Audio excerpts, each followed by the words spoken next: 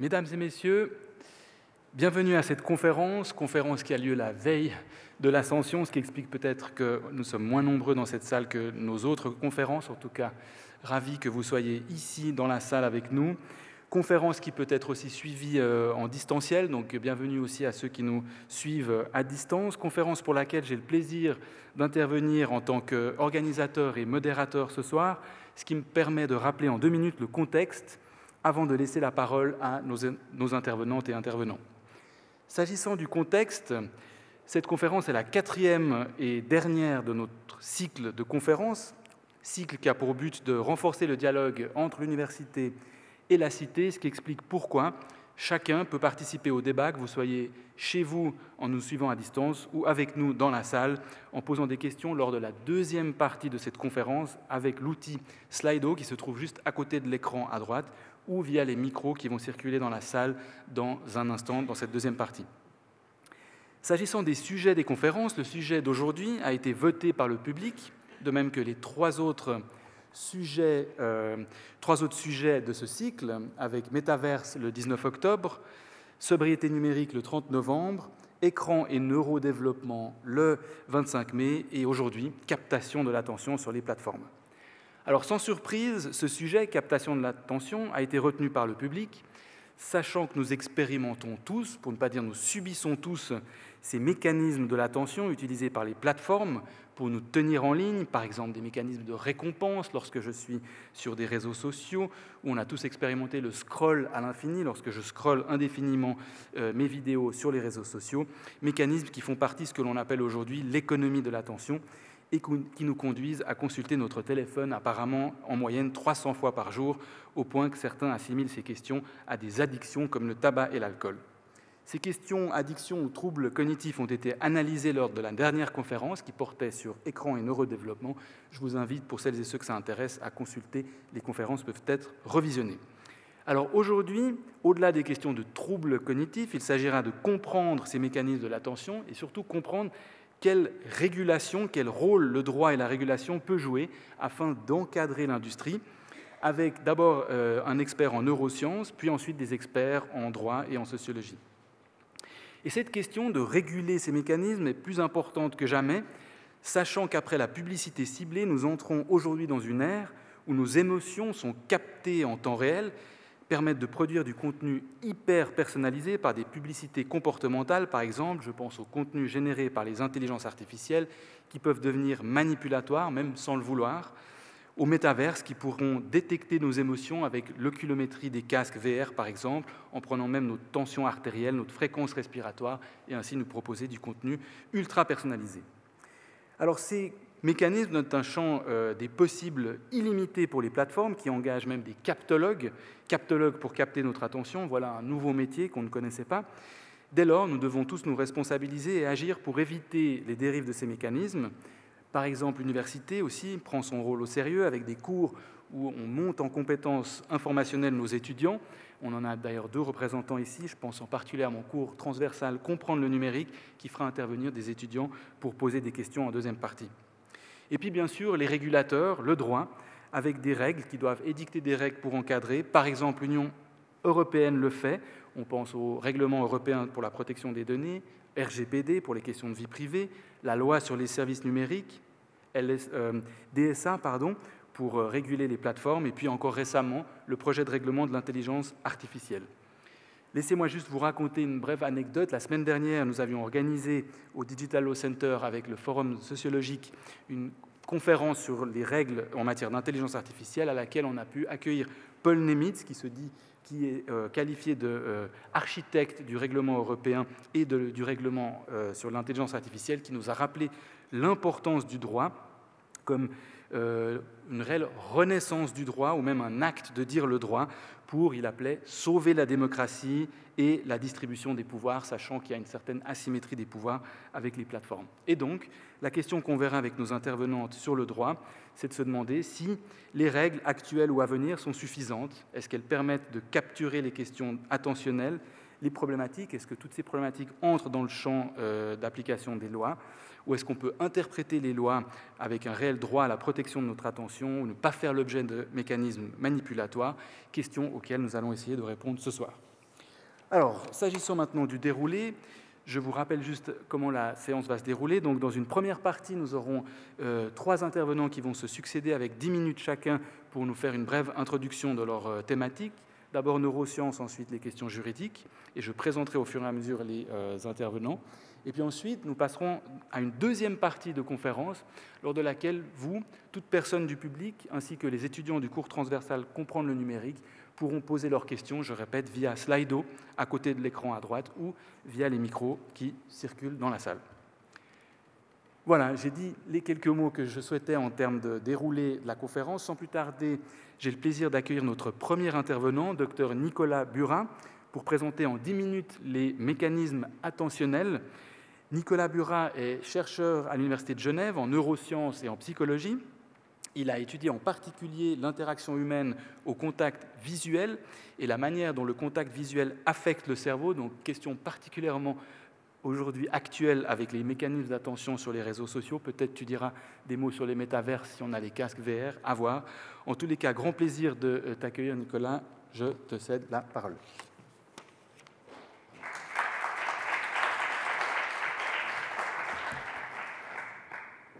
Ok, merci. Merci beaucoup. 2 secondes. Hop. Voilà. Très bien. Eh bien, bonsoir. Bonsoir à toutes et tous. Ouais, plein de gadgets. Je tiens d'abord à remercier le professeur Yannick Benamou pour son introduction et puis pour cette invitation à venir discuter d'attention. Au sein de cette conférence, j'ai conscience de l'importance de ma tâche et de la difficulté de celle-ci, c'est-à-dire vous présenter les bases cognitives de l'attention en moins de 10 minutes chrono. Le professeur a souligné que mon domaine de recherche était orienté vers la cognition sociale, c'est-à-dire l'exploration du domaine qui explore la manière dont notre cerveau fonctionne. Mais malgré cela, c'est un réel plaisir toujours pour moi d'aborder ce thème de l'attention, un thème qui a été au cœur de mes recherches. Lors de ma thèse en neurosciences cognitives à l'Université de Genève en 2013. Le temps passe. Commençons donc par parler d'attention. Alors, William James, qui est en fait un des pionniers de la psychologie, affirmait que tout le monde sait ce qu'est l'attention. Mais est-ce que c'est réellement le cas? Souvent, l'attention est associée à la concentration, mais en fait, cette attention, elle est multifacette. On peut parler d'attention soutenue lorsqu'on se concentre sur une tâche, ou bien d'attention multiple lorsqu'on divise notre attention, ou bien d'attention partagée lorsqu'on essaie de comprendre l'attention d'autrui. Dans cette présentation, je vais me concentrer sur un type d'attention spécifique qu'on appelle l'attention sélective.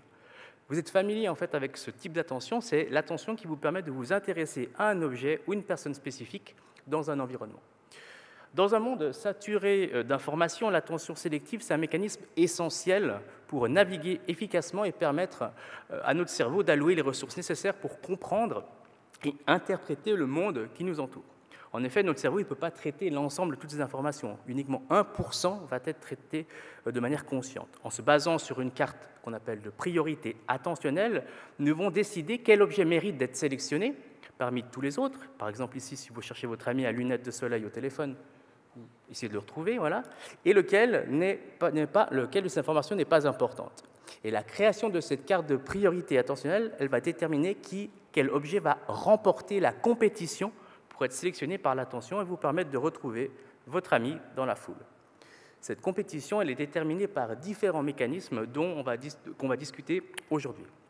Alors, dans le contexte du numérique, prenons comme exemple les moments que vous passez sur votre application de partage de photos préférée, le fameux Catch Potatogram. Donc, dans mon exemple, ici, je vais rechercher la photo d'un petit chat. Comme beaucoup d'entre vous, je pense que vous êtes sur votre téléphone. Et je vais donc chercher cet objet qui ressemble plus à un chat, donc avec du pelage, des oreilles pointues, un petit nez mignon. Et ici, je vais déployer volontairement mon attention sur l'application et rechercher si un des objets correspond à mes attentes et ne plus faire attention au reste. Mais que se passe-t-il lorsque, pendant que vous recherchez ce chat, un distracteur saillant, non pertinent pour ce que vous êtes en train de faire, comme par exemple ce petit cœur rouge et ce son, entre en compétition avec votre recherche? Dans cette situation, le distracteur va automatiquement attirer votre attention. Dans cet exemple, vous êtes en fait en train d'expérimenter le processus classique de l'attention sélective, c'est-à-dire les processus d'attention volontaire ou top-down et d'attention automatique dit bottom-up. Mais comment est-ce que ces mécanismes interagissent? Eh bien, pour étudier cela au niveau expérimental, durant ma thèse, j'ai utilisé cette tâche expérimentale de recherche visuelle qu'on appelle l'Additional Singleton Paradigm. Dans cette tâche, il est demandé aux participants d'essayer de retrouver ici un objet qui est différent du reste. Ici, c'est ce losange. Et ensuite de reporter l'orientation de la barre à l'intérieur de la cible. On va essayer de faire 2-3 essais ensemble. Alors, attention, ici, la cible est donc ce petit rond. La barre est verticale? Ouais, super. On continue. Ici, la cible, c'est donc ce losange. Et la barre est super. Et puis, l'essai suivant, voilà. Qu'est-ce qui se passe ici? Eh bien, dans cet essai, votre attention a été capturée par le distracteur saillant avant de trouver la cible. Et donc, vous avez mis plus de temps à la détecter. Alors, comment ça se passe au niveau de votre cerveau et à quel moment est-ce que cet effet il apparaît? Alors, pour éviter de plonger dans des détails excessivement techniques, j'ai simplement résumé tout ça. Donc, nos études comportementales et électroencéphalographiques ont démontré qu'en cherchant une forme non spécifique, c'est-à-dire par exemple une forme différente du reste, eh bien, en 200 millisecondes, notre attention était automatiquement capturée par le distracteur. Et ceci, de cette manière, hop, attiré. Voilà. Et ceci indépendamment de notre volonté. Cependant, lorsque les participants savaient spécifiquement ce qu'ils recherchaient, par exemple un rond vert pendant un certain nombre d'essais, cette capture, en fait, elle était réduite. On pouvait supprimer le distracteur et réduire l'impact de la capture. Notre attention volontaire nous empêche d'être totalement distraits par ce distracteur saillant.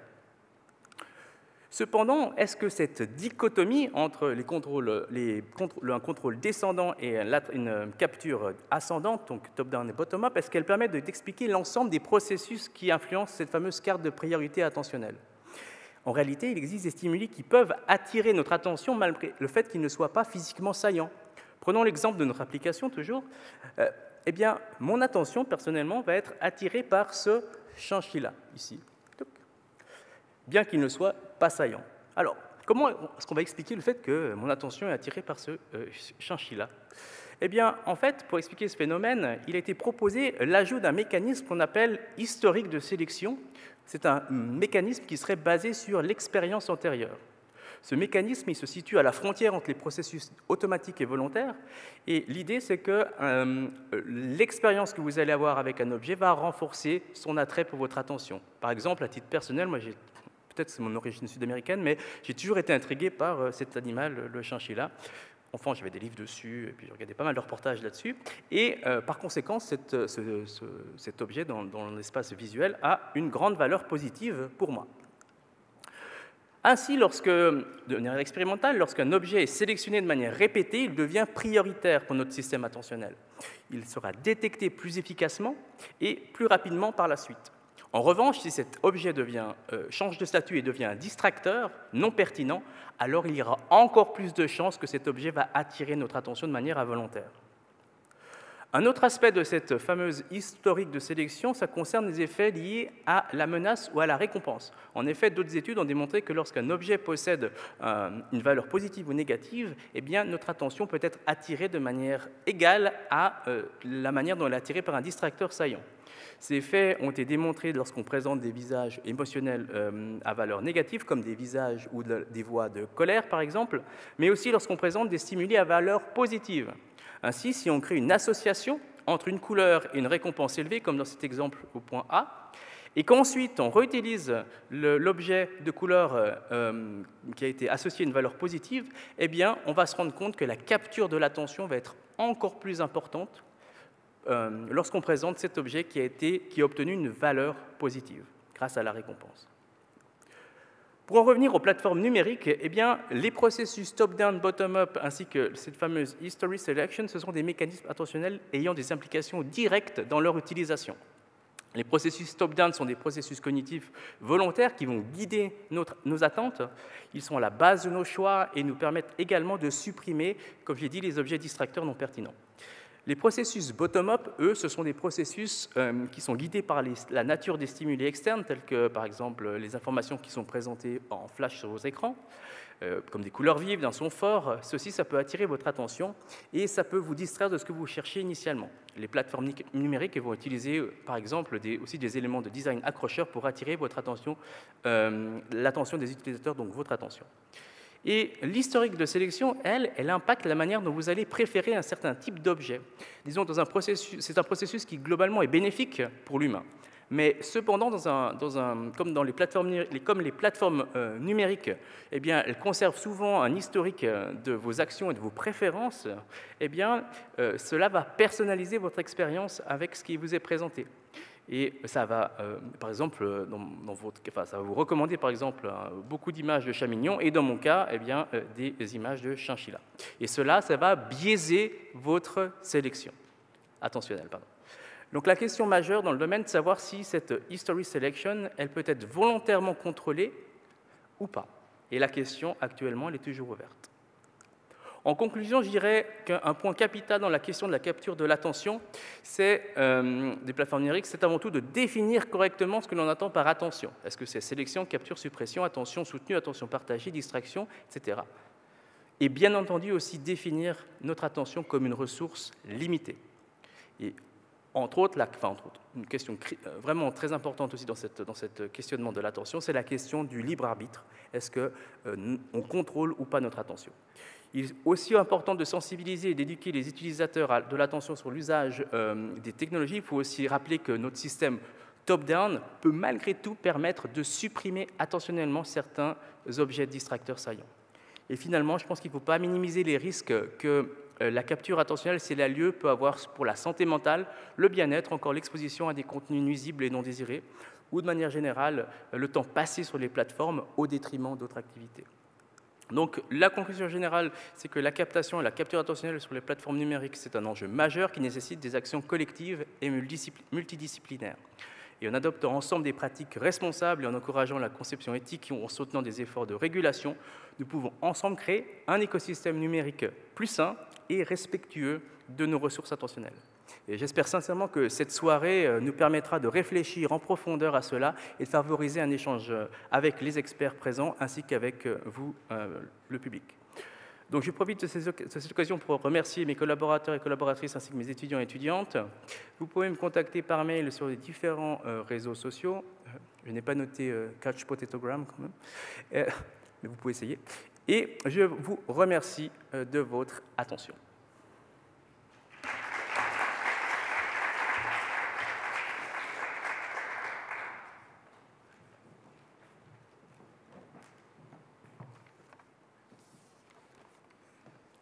Merci beaucoup, Dr Burat, parfaitement dans les temps. Cette présentation est parfaite pour celle qui va venir parce que tu as évoqué à la fin la question du libre arbitre. Moi, je m'étonne toujours qu'il n'y ait pas encore d'obligation des plateformes de nous permettre de contrôler, de moduler avec les paramètres la sélection d'un point de vue volontaire, qu'on puisse décider des chats, chinchillas, ou autres animaux qui pourraient nous être présentés. Donc, pour cette question, on a maintenant le plaisir d'accueillir, hélas à distance, mais néanmoins avec plaisir, la professeure Célia Solinski, qui n'a pas pu faire le déplacement, mais qu'on accueille à distance. Professeure Solinski est experte en droit de la création et du numérique, et en particulier propriété intellectuelle et vie privée. Elle enseigne et recherche à l'Université Panthéon-Sorbonne. Ses recherches portent notamment sur la propriété intellectuelle, les libertés fondamentales et le droit du marché. Et elle est membre de différents comités, dont le Comité national d'éthique du numérique et du Conseil national du numérique, qui s'intéressent précisément à ces questions d'encadrement des plateformes pour protéger précisément notre attention. Et j'imagine qu'on va pouvoir discuter dans quelle mesure la France et d'autres pays peut-être vont forcer maintenant les plateformes à nous donner le libre arbitre. Cher professeur Solinski, vous avez la parole. Un grand merci de me donner l'occasion d'échanger avec vous ce soir, à regret à distance, mais j'espère que le débat sera néanmoins riche et qu'il nous permettra de progresser ensemble sur cette question combien essentielle du contrôle de notre attention. Donc, les travaux interdisciplinaires que je mène depuis quelques années, notamment avec Marie-Lou Leroy, François Levin et plus récemment aux côtés de Stéphane Broadbent, Florent Forestier et Mehdi Kamassi, qui sont à la fois des juristes spécialisés aux sciences politiques, anthropologues, philosophes et roboticiens. Ces travaux nous ont conduits à différents constats. Et tout d'abord, le premier, celui d'une appréhension nécessaire de la pluralité d'approches de la question attentionnelle, particulièrement lorsqu'on considère, comme ce soir, le déploiement des écosystèmes numériques. Et ceci nous invite à appréhender tout à la fois, j'insiste, l'attention comme un attribut cognitif individuel, inné ou construit par son environnement, notamment technique, mais aussi dans sa nature sociale et relationnelle qui nous permet de nous coordonner avec les autres. On a constaté en outre que les effets délétères qui sont produits sur l'attention avec le déploiement des modèles d'affaires et techniques qui gouvernent ces nouveaux espaces numériques que l'on fréquente au quotidien ne sont pas réellement saisis par le droit. En effet, on peut observer que les réformes du cadre légal et des politiques publiques jusqu'alors ne portent que ponctuellement ou indirectement sur cette question attentionnelle et privilégient souvent une approche qu'on pourrait qualifier de sanitaire ou de défensive. Et on peut observer en outre que les différents mécanismes d'autorégulation qui ont été déployés par les opérateurs paraissent, et je pourrais m'en expliquer dans la discussion, en réalité, en quelque sorte, dévier l'attention du problème. Alors, saisir la question attentionnelle dans sa globalité pourrait justifier de consacrer un nouveau droit de l'attention, si vous me permettez de le qualifier ainsi. Et pour concevoir ce nouveau droit, il apparaît qu'une approche par les contenus nous mènerait en quelque sorte dans une impasse, tant il est aujourd'hui délicat d'identifier des contenus considérés comme addictifs ou engageants, d'autant plus si on veut éviter toute atteinte injustifiée à la liberté d'expression. C'est donc une autre approche qui pourrait être promue, une approche qui revient à interroger les pratiques, une approche qui doit être, et je vais m'en expliquer, de nature systémique. Et on va rejoindre là la logique qui est désormais à l'œuvre en droit de l'Union européenne avec le RGPD pour les données ou pour les services numériques avec l'adoption récente du Digital Services Act. Alors, puisque le temps est contraint, je vais vous présenter schématiquement cette approche systémique qui pourrait reposer sur deux axes à promouvoir cumulativement, et là encore j'insiste, deux axes autour desquels on va pouvoir articuler différentes propositions concrètes. Je vous les expose rapidement en commençant par le premier axe qui consisterait à encadrer les pratiques et à responsabiliser les opérateurs dont le modèle d'affaires repose sur l'exploitation de l'attention de leurs utilisateurs. Alors ici, plusieurs leviers pourraient être actionnés. Le premier d'entre eux reviendrait, et c'est un débat très important aujourd'hui, à sanctionner, voire à prohiber certaines pratiques dès lors qu'elles visent à manipuler l'utilisateur. Et c'est là qu'on retrouve l'interdiction des interfaces manipulatrices et trompeuses. Alors, ces pratiques, on l'a déjà vu, peuvent notamment soutenir un modèle d'affaires qui repose sur la capture de l'attention de l'utilisateur, par exemple en l'incitant à fournir un grand nombre de données ou en le manipulant pour qu'il reste le plus longtemps possible sur le service numérique par le recours à des interfaces qui seraient susceptibles de reposer sur des mécanismes, on pourrait dire, compulsogènes, ce qui peut porter atteinte à l'autonomie de l'utilisateur. Et c'est dans cette voie, celle de la prohibition de ces pratiques, que s'engage désormais le droit de l'Union européenne, notamment avec le Digital Market Act et le Digital Services Act, en plus des sanctions prononcées à l'égard des pratiques commerciales déloyales.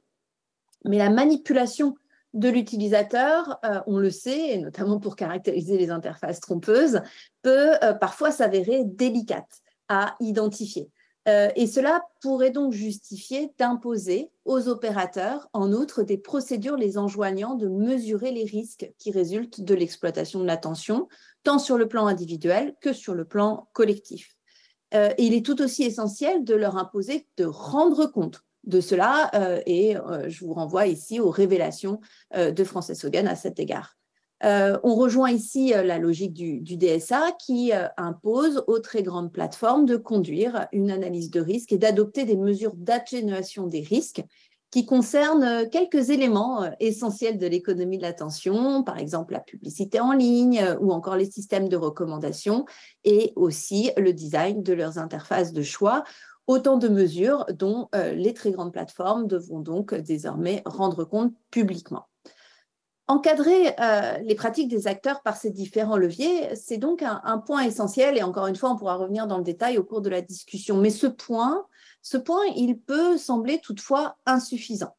Cela, en effet, doit être mis en perspective avec un nouveau rôle qu'il convient de reconnaître à l'utilisateur des outils et services numériques, ce qui conduit à identifier là l'un des enjeux majeurs de cette régulation systémique que nous appelons de nos voeux.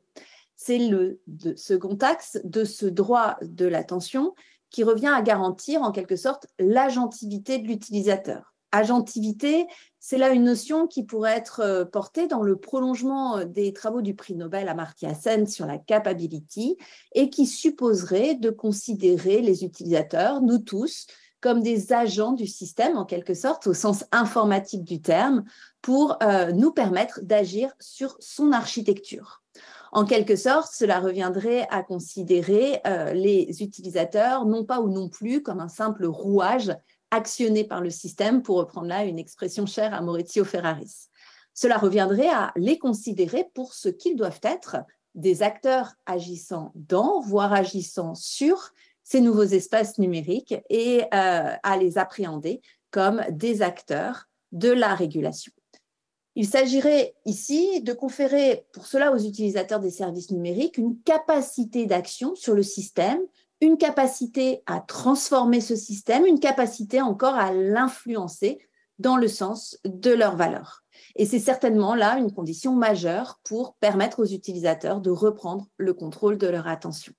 Alors pour ce faire, les utilisateurs devraient être en mesure de tout d'abord comprendre la contrainte technique qui vient s'exercer sur eux, de penser cette contrainte également et enfin d'agir sur cette contrainte. Rapidement, essayons de comprendre ce dont il en ressort, en commençant par comprendre la contrainte tout d'abord, qui va supposer d'imposer aux opérateurs des services numériques de mettre en visibilité les processus techniques de captation de la sanction, de l'attention, et d'en expliquer les impacts. Par exemple, expliquer le fonctionnement, les effets d'un algorithme de recommandation, d'expliquer les effets d'un mécanisme de viralité, mais aussi expliquer, et c'est très important, les objectifs qui sous-tendent ces différents mécanismes, et particulièrement les objectifs économiques.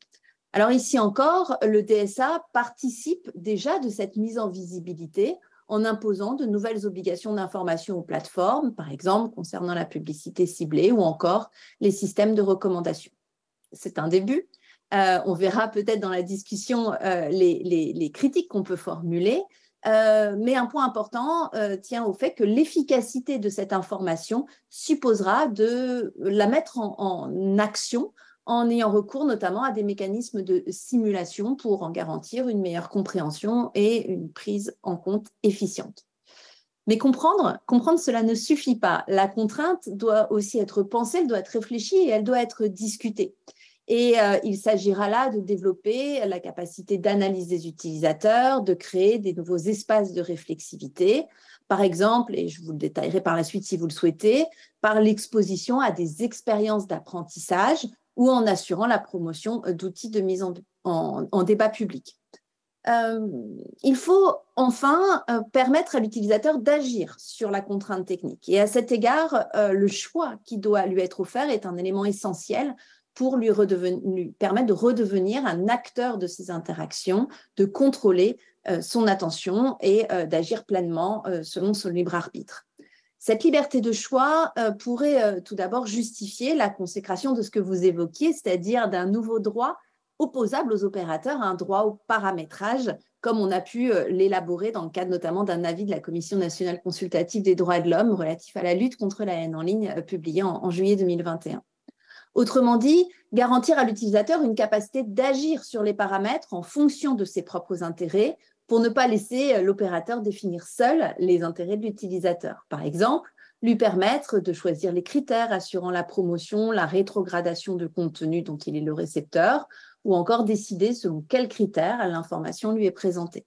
Alors ici encore, la question sera celle de l'effectivité de ce droit pour éviter tout effet case à cocher, toute illusion de liberté et tenir compte aussi du paradoxe propre à chacun d'entre nous qui souhaitons tout à la fois reprendre le contrôle et n'y consacrer qu'un temps tout à fait limité. Et à cette fin, le design pourra être mobilisé pour rendre ce contrôle réellement possible, voire désirable.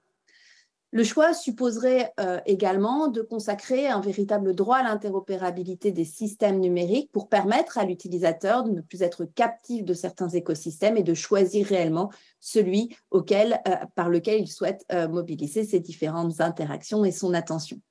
Relevons enfin, mais là je vais rapidement puisque Joséphine Urstel en reparlera certainement, la nécessité de compléter ces différentes mesures par la promotion de modèles alternatifs pour stimuler l'attention conjointe. Donc voici très rapidement exposé les axes et quelques propositions que nous avons proposées pour répondre aux défis qu'il nous revient désormais de relever si on veut se saisir de cette question attentionnelle par la promotion d'une régulation systémique à 360 degrés, seul, nous semble-t-il, à même de résoudre un problème systémique. Je vous remercie.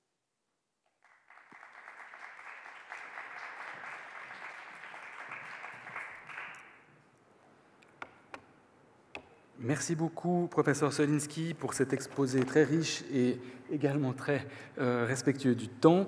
C'est aussi parfait pour la transition avec notre prochaine oratrice, également à distance, parce que vous avez évoqué ces nouveaux concepts d'agentivité, l'acteur qui peut devenir lui-même proactif sur les plateformes, le droit à la paramétrabilité. Et ce qui est effectivement intéressant, c'est que vous avez parlé de mécanisme attentionnel des plateformes aussi vis-à-vis du législateur. Et on peut se demander, avec l'autorégulation qui évite jusqu'à ce jour cette réelle reconnaissance d'un droit à la paramétrabilité, si ce ne sont pas les vrais magiciens des mécanismes de l'attention également auprès des législateurs, puisque pour l'instant, on reste encore beaucoup dans l'autorégulation. Et on va voir justement avec notre prochaine oratrice, Joséphine Urstel, qui s'occupe justement au Conseil national du numérique de ces projets de régulation, également de faire peut-être une régulation à 360 degrés, qui sera clairement la discussion de la table ronde, savoir si le droit existant est suffisant ou est-ce qu'il faut aller faire plus pour le 360 degrés. Donc, grand plaisir d'accueillir Joséphine Urstel, qui travaille au Conseil national du numérique. Elle a copiloté depuis 2019 les travaux sur les travailleurs des plateformes. Et puis, aujourd'hui, actuellement, elle travaille précisément sur les fausses informations et les problématiques attentionnelles, problématiques de l'attention. Diplômée de 2 masters en politique publique de Sciences Po et en économie numérique de Paris-Dauphine, où elle a travaillé sur la régulation des plateformes. Grand plaisir de vous accueillir, Madame Urstel. Vous avez la parole. Bonsoir, merci beaucoup. Bonsoir à toutes et à tous. Navrée de ne pas pouvoir être là sur place, mais ravie de partager ce moment d'échange collectif néanmoins. Déjà, peut-être avant de rentrer dans le vif du sujet, je vais dire quelques mots de ce qu'est le Conseil national du numérique, parce que ça n'est pas forcément une enceinte connue de toutes et tous. Le Conseil existe depuis un peu plus de 10 ans maintenant, avec pour mission de porter une réflexion ouverte sur les relations des humains au numérique, pris vraiment comme un fait social total.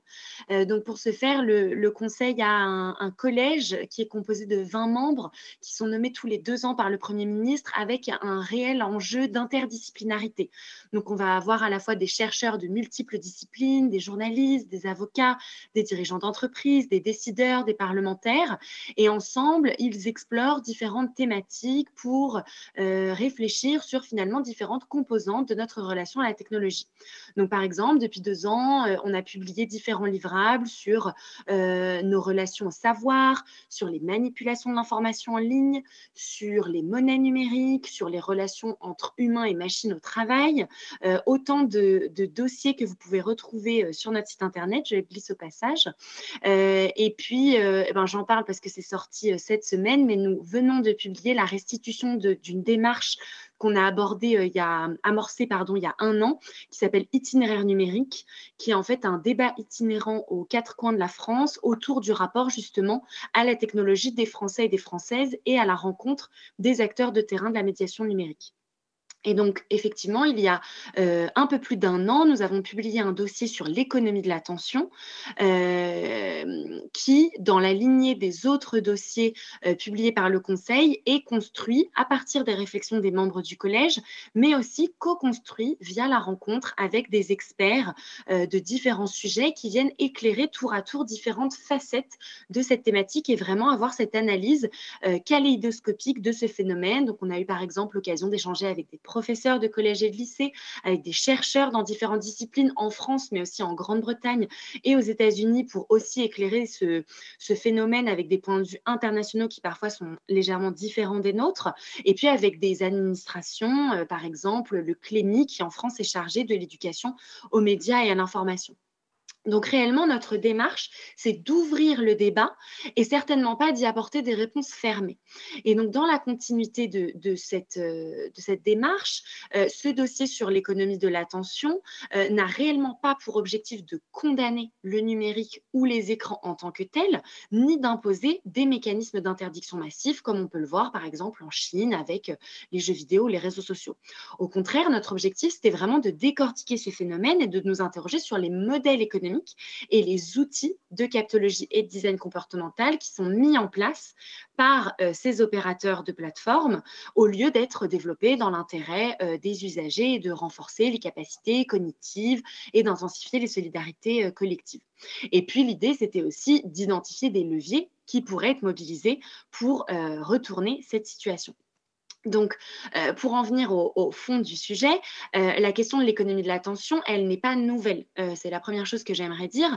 Elle ne concerne pas en propre les médias numériques. Néanmoins, il est vrai qu'elle trouve un sens renouvelé à l'heure où des plateformes numériques ont pris une place omniprésente dans nos quotidiens. Nous, on identifie 4 nouveautés principales de ces technologies numériques. Le premier, c'est l'immersion et l'ubiquité. Le numérique, ça n'est pas qu'un écran, c'est un réel mode de vie dans lequel nous sommes immergés. Le deuxième, c'est l'immédiateté et le temps réel. Nous n'avons plus réellement de recul. Aujourd'hui, les événements et la réaction à ces événements se superposent. Troisièmement, le calcul, le ciblage et les prédictions. Nos comportements ne sont plus seulement analysés au travers des données et des traces que l'on laisse en ligne, ils sont réellement prédits. Et puis enfin, quatrième et dernière nouveauté, le modèle économique. Sur ces systèmes, l'individu n'est plus seulement utilisateur, consommateur, spectateur, il participe directement à l'optimisation des systèmes à travers ses activités en ligne et à la génération de profits par le biais des données et des traces qu'il va laisser sur le réseau. Donc, on en vient à la façon dont nous définissons l'économie de l'attention. Pour nous, c'est un ensemble de dispositifs qui vont en fait être mis en œuvre pour extraire une valeur marchande à partir de la captation de l'attention des utilisateurs. Et donc, pour nous, on ne peut pas parler d'attention au singulier comme un tout unifié. L'attention est plurielle et recouvre des réalités diverses. L'attention individuelle, par exemple, quand on lit un livre, l'attention à l'autre, l'attention conjointe, vous, dans cette salle qui nous écoutez tour à tour, l'attention à ceux qui nous entourent, le fait qu'en même temps que vous nous écoutez, vous entendez peut-être quelqu'un qui prend des notes, une porte qui claque, etc. Et donc, autant d'attentions qui, chacune, sont mobilisées différemment sur ces questions. Et de la même façon que l'attention est multiple, l'économie de l'attention recouvre des modèles économiques qui le sont aussi.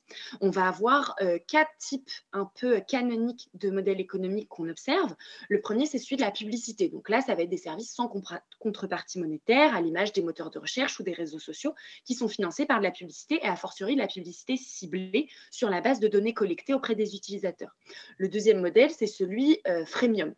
Donc là, ça va être un modèle qui est disponible gratuitement mais en version dégradée avec de la publicité et pour lequel on peut payer pour des options complémentaires comme par exemple des jeux mobiles avec des achats intégrés, des plateformes d'écoute de musique. Voilà. Et puis troisièmement, on a les abonnements payants. Donc là, c'est par exemple les plateformes de vidéo à la demande. Dans ces 3 cas, on poursuit un même objectif, c'est-à-dire celui de prolonger le temps passé sur le service pour collecter toujours plus de données et affiner toujours plus le contenu proposé. Le quatrième modèle économique qui diffère un petit peu, c'est celui de la commission prélevée sur la vente d'un bien ou d'un service ou encore la vente directe d'un bien ou d'un service. Donc là, ça va par exemple être les plateformes collaboratives d'hébergement ou de transport de personnes, les places de marché, etc. Dans ce cas, l'objectif, il est un petit peu différent. Peu importe le temps que vous passez sur la plateforme, son objectif, c'est d'aboutir à un acte d'achat. Donc, les ressorts mis en place ne sont pas tout à fait les mêmes. Ces modèles d'affaires, ils sont couplés, comme ça a été dit par les précédents intervenants, avec des outils technologiques dits de captologie ou de technologie persuasive qui vont partir de différents ressorts, pour le dire rapidement, parce qu'on en a déjà un petit peu parlé. Ça va être, par exemple, exploiter nos biais cognitifs. Donc, par exemple, la peur de manquer quelque chose, qu'on appelle la FOMO, la Fear of Missing Out. Le besoin de popularité, le besoin de reconnaissance sociale. Ça va être aussi des mécanismes pour nous pousser à l'action, comme par exemple envoyer des notifications qui nous coupent fréquemment dans le flux d'activités que l'on a par ailleurs et qui vont nous pousser à consulter l'application. Ça va être aussi la transmission d'une récompense aléatoire. Vous avez peut-être observé que depuis quelques années, les flux de contenus qui nous sont proposés ne sont plus chronologiques, mais aléatoires. Ça va dans cette idée que chaque fois qu'on ouvre le service, c'est un contenu différent qui s'affiche et ça nous pousse en fait à scroller jusqu'à trouver le contenu intéressant pour nous. Et puis, il y a aussi toutes ces récompenses personnelles, likes, commentaires, partages, etc. Tout ce qu'on appelle un petit peu l'engagement qui va conduire à ce qu'on appelle la production de dopamine, cette hormone du plaisir, de la récompense, etc. Et petite parenthèse, si vous ne le connaissez pas, je vous recommande très fortement les petites capsules vidéo produites par Arte Dopamine qui décortiquent extrêmement bien pour chaque réseau social la façon dont ces mécanismes sont mis en place. Tout au long de ces processus se passe une collecte de données qui va permettre d'affiner ce cycle et ces étapes sont répétées de sorte à ce que la consultation du service ne soit plus exogène, c'est-à-dire par exemple suite à une notification, mais endogène de notre propre chef. Alors, du coup, au vu de tout ça, nous, ce qu'on aborde dans ce dossier, c'est que finalement, plutôt que de parler d'économie de l'attention, il serait plus juste de parler d'économie de la manipulation. C'est-à-dire que les plateformes ont acquis une telle finesse dans le profilage des utilisateurs qu'il leur est quasiment possible d'anticiper leurs intérêts, leurs conduites, leurs envies et éventuellement de les manipuler. En fait, les utilisateurs sont réduits à un ensemble de mécanismes cérébraux, cognitifs, etc., pour orienter les conduites, les relations sociales, les émotions dans une vision purement comportementaliste. Alors, une fois qu'on a dit tout ça, qu'est-ce qu'on peut faire ? Dans ce dossier, nous avons mis en débat 11 leviers, essentiellement collectifs, qui pourraient être mis en place et qui, à l'image des problématiques que je viens d'aborder, sont protéiformes. C'est-à-dire que les réponses doivent être multiples, aussi bien juridiques, économiques, technologiques, éducatives, politiques, sociétales, vraiment à 360, comme c'était dit préalablement, avec comme ligne directrice de redonner du pouvoir aux utilisateurs, que ce soit en les informant, en les sensibilisant, en les formant, voire en leur conférant de nouveaux droits, comme c'était dit par Célia Zolinsky précédemment. Donc très rapidement, pour balayer un petit peu ces recommandations phares, du côté des autorités publiques, 3 pistes d'action sont en débat.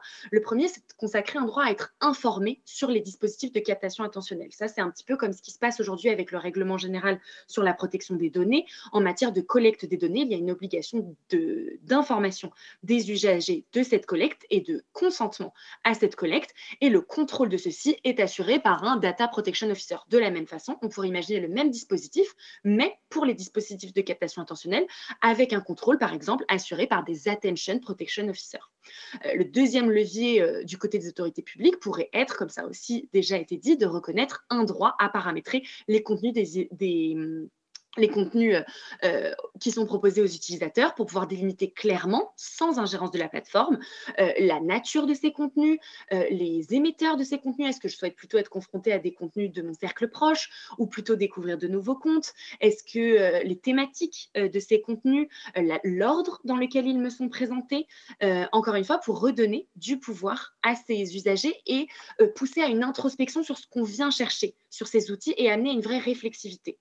La troisième chose, et c'était la conclusion de Célia Zolinsky, c'est de promouvoir les plateformes qui vont adopter d'autres modèles et concevoir de nouvelles façons de partager des contenus en ligne qui ne vont pas se fonder sur le design comportemental ou l'économie des données, mais plutôt s'articuler vers des outils d'attention collective, encore une fois, d'indexation, d'annotation, d'interprétation, de délibération. Par exemple, il y a le projet Tournesol de recommandation collaborative qui essaye de développer un modèle dans lequel le contenu recommandé n'est pas recommandé seulement en fonction des données de l'utilisateur, mais aussi des recommandations des autres d'autres usagers. Donc, ça pousse à la création de cercles de discussion collectifs et d'échanges collectifs sur les contenus. Du côté de la recherche, on peut évidemment approfondir la recherche autour des designs abusifs et trompeurs pour établir une métrique pour être en mesure de qualifier les interfaces. Le Digital Services Act, dans son article 25, va interdire les interfaces trompeuses. La question reste encore de définir et de qualifier ces interfaces. Et là, la recherche a un vrai rôle à jouer. On peut aussi, du côté des entreprises et des services numériques, expérimenter des modèles économiques qui vont davantage valoriser les activités d'attention, de soins, que ce soit par exemple l'économie contributive ou l'économie des communs. Et puis à côté de ça, il y a évidemment des leviers sociétaux et éducatifs qui sont majeurs, notamment renforcer l'éducation critique et pratique aux médias numériques dans le cadre de projets scolaires mais aussi extrascolaires, encore une fois, pour mettre l'accent sur la réflexivité des usages et pousser dès le plus jeune âge à s'interroger sur ces outils et aux usages qu'on en fait. Et là, l'école a évidemment un rôle pour concevoir et expérimenter des supports, des pratiques numériques qui vont cultiver davantage une attention profonde et une attention conjointe. Donc, voilà un petit peu ce qu'on propose dans ce dossier au sein du Conseil et je suis ravie de participer à la discussion collective pour pouvoir compléter éventuellement ces éléments. Merci beaucoup.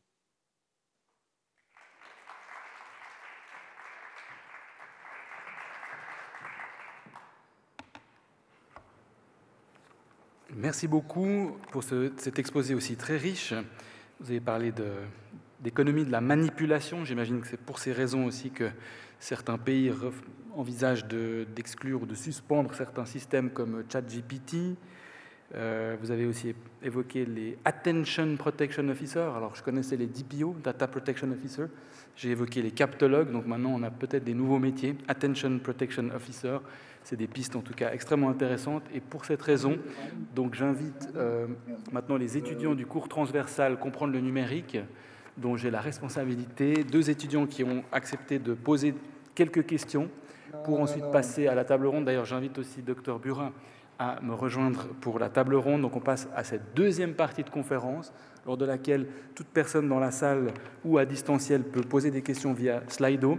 Et deuxième partie, durant laquelle on a déjà quelques questions de ces 2 étudiants. Donc j'appelle Madame Julie Ozari du GSI, qui travaille sur les questions d'activisme et numérique, et puis Jonah Eriksson du Centre universitaire informatique qui travaille sur la sobriété numérique. Et vous pouvez poser déjà vos questions aux experts.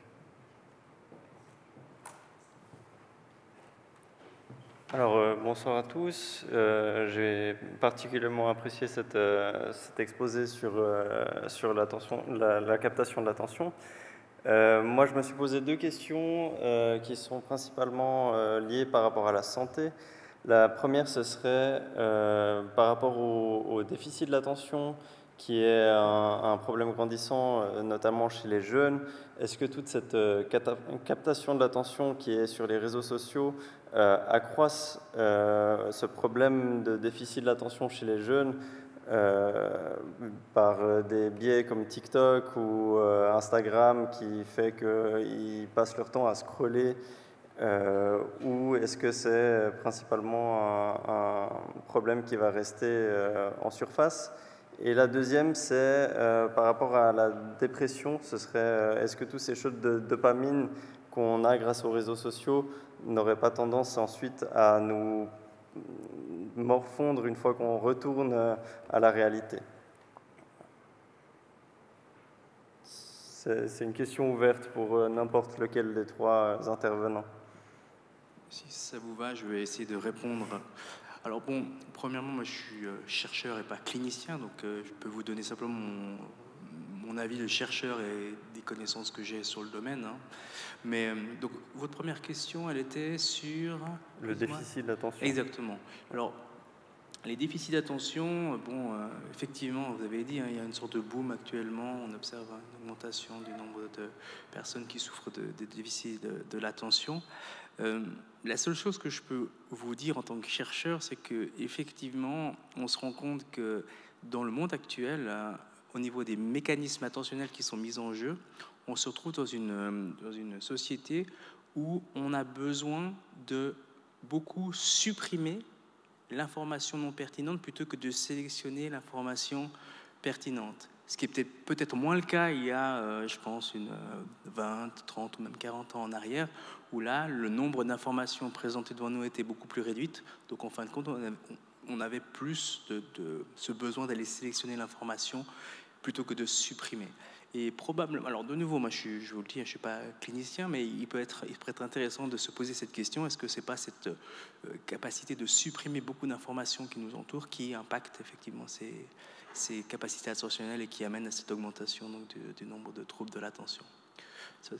Pour le deuxième point, redites-moi, c'était par rapport à la dépression et les shots de dopamine constants qu'on reçoit avec les réseaux sociaux. Oui. Ben là, je pense que c'est assez clair qu'effectivement, il y a un rôle, il y a effectivement un impact du fait de passer autant de temps et d'avoir ce sentiment de bien-être lorsqu'on est sur ses applications. Ça peut être, comme je l'ai évoqué dans ma présentation, le fait d'avoir ce sentiment d'avoir la récompense, tout ce système cérébral lié à la récompense qui s'active lorsqu'on est sur notre application. Mais il y a un autre aspect que j'ai moins évoqué, je n'avais simplement pas le temps, mais c'est évoqué un petit peu par les autres speakers, c'était l'idée du lien social. Et on se rend compte qu'en réalité, on reste sur le réseau social pour des questions, comme vous l'avez dit, liées au contenu, mais aussi liées à un cercle social. Et effectivement, lorsqu'on quitte ce cercle social, qui est basé par exemple sur des communautés ou bien des interactions entre une personne qui propose du contenu et puis l'audience, eh bien, qu'on quitte ce cercle, à ce moment-là, effectivement, on a ces baisses de cette espèce un peu de dépression post-interaction numérique. Merci beaucoup. Je ne sais pas si nos collègues en distanciel veulent réagir. Si ce n'est pas le cas... J'aurais peut-être juste une précision à vous apporter, parce que dans la mesure où je ne suis que professeur de droit, je ne vais pas me prononcer sur le sujet. On a réellement besoin d'avoir des études documentées sur ces sujets. Et dans cette démarche-là, l'ANSES, en France, qui est l'Agence nationale pour la sécurité et la santé, mène actuellement une étude sur les impacts sur la santé de l'utilisation des réseaux sociaux pour le jeune public. Et donc, on attend avec intérêt et, j'allais dire, une certaine impatience, les résultats de cette étude qui devrait être prochainement livrée et qui devrait certainement nous permettre d'avoir des éléments plus ajustés, plus documentés sur les différents éléments que vous avez évoqués. Et à cet égard également, on pourrait espérer que les analyses de risque qui vont devoir être conduites par les très grandes plateformes dans le cadre des obligations du règlement sur les services numériques pourraient contribuer également à documenter un certain nombre d'éléments pour les mettre en discussion, y compris par la recherche, s'agissant de l'accès ici à des données peut-être plus importantes qu'elles ne le sont aujourd'hui. Merci beaucoup. Et pour information, nous, en Suisse, on bénéficie potentiellement un petit peu du Bruxelles Effect, de l'effet de Bruxelles, parce que quand ces grosses régulations viennent corriger un petit peu les fonctionnements des plateformes, indirectement, on en bénéficie. Alors, peut-être la question de Madame Ozari. Donc, bonjour tout d'abord. Moi, j'aurais une question plutôt sur le cadre légal, justement au niveau européen. S'il y a des mesures des réformes qui ont été mises en place et quelles sont surtout les difficultés au niveau européen de mettre des réformes, des mesures que tous les pays respectent et soient d'accord. Pour qui? Oui, volontiers, Madame professeur Solinski. Oui, merci beaucoup. Alors, au niveau du droit de l'Union européenne, on assiste aujourd'hui à une certaine forme d'effervescence, puisque des réformes nombreuses ont été adoptées. Et si on vise plus particulièrement les enjeux relatifs à l'économie de l'attention. Évidemment, s'appliquera ici le règlement général sur la protection des données, puisque, comme Joséphine Ursel le disait, l'économie de l'attention repose pour partie sur la collecte des données, qui va encore s'accroître demain avec le déploiement des systèmes d'intelligence artificielle, mais également de l'évolution dans des univers immersifs. Je ne sais pas s'ils seront sous la forme de métaverse ou autre, mais là on voit, comme vous l'avez rappelé en introduction, la multiplication de capteurs, des données de nouvelle nature qui pourront être ici collectées et permettre un traitement plus fin encore de ces informations sur la personne. Donc là, on a évidemment cette législation relative à la protection des données qui pourra peut-être être appelée à évoluer pour saisir notamment ces données émotionnelles que vous évoquiez, puisque pour le moment, il ne s'agit que de données à caractère personnel sans autre statut spécifique, alors même qu'elles pourraient dire énormément de notre intimité, si on pense à ces multiples capteurs, l'analyse de la variation de ma voix, de mon clignement d'œil, de ma mâchoire qui s'affaisse, de voir comment aussi ces données pourront être peut-être mieux protégées. Il y a des recherches en cours sur le sujet jusqu'à interdire certains traitements qui sont éminemment sensibles. Aux côtés de cette législation relative aux données à caractère personnel, il y a également les réformes que l'on évoquait tout à l'heure, c'est-à-dire le règlement sur les services numériques et sur les marchés numériques. Et en ce qui concerne plus particulièrement le DSA, il est vrai qu'on aurait pu espérer qu'il se saisisse plus précisément de la question attentionnelle qui est au cœur du fonctionnement d'un certain nombre de services numériques. On l'avait appelé de nos voeux. Alors, comme je l'indiquais, cela est saisi de façon peut-être ponctuelle ou à la marge, avec des mesures, le pied est un petit peu mis dans la porte, si je puis dire, avec des obligations d'information sur les systèmes algorithmiques, sur la publicité notamment ciblée, des interdictions aussi sur l'utilisation de données sensibles ou à l'égard de mineurs, des obligations d'information sur les systèmes algorithmiques et surtout, j'allais dire, cette analyse de risque qui va être imposée aux très grandes plateformes et des mesures d'atténuation des risques où là, on retrouve dans les dispositions existantes des mesures qui visent directement les systèmes algorithmiques, la publicité, mais aussi les interfaces de choix. On a vu qu'elles étaient au cœur de cette économie de l'attention, de la manipulation. Voilà, j'adhère bien volontiers à cette qualification à cet égard, avec, comme le disait Joséphine, un vrai enjeu dans l'application demain de cette analyse d'impact et des moyens que mettra la Commission. Et donc, beaucoup appellent aujourd'hui à ce que cet enjeu de l'économie de l'attention soit au cœur de ces analyses qui vont être regardées par la Commission européenne, par le régulateur en général et par les chercheurs également, pour peut-être demain proposer une évolution du texte pour aller plus avant dans un encadrement d'un certain nombre de pratiques au-delà de l'interdiction des interfaces de choix et peut-être de consacrer donc ce droit au paramétrage que nous préconisons.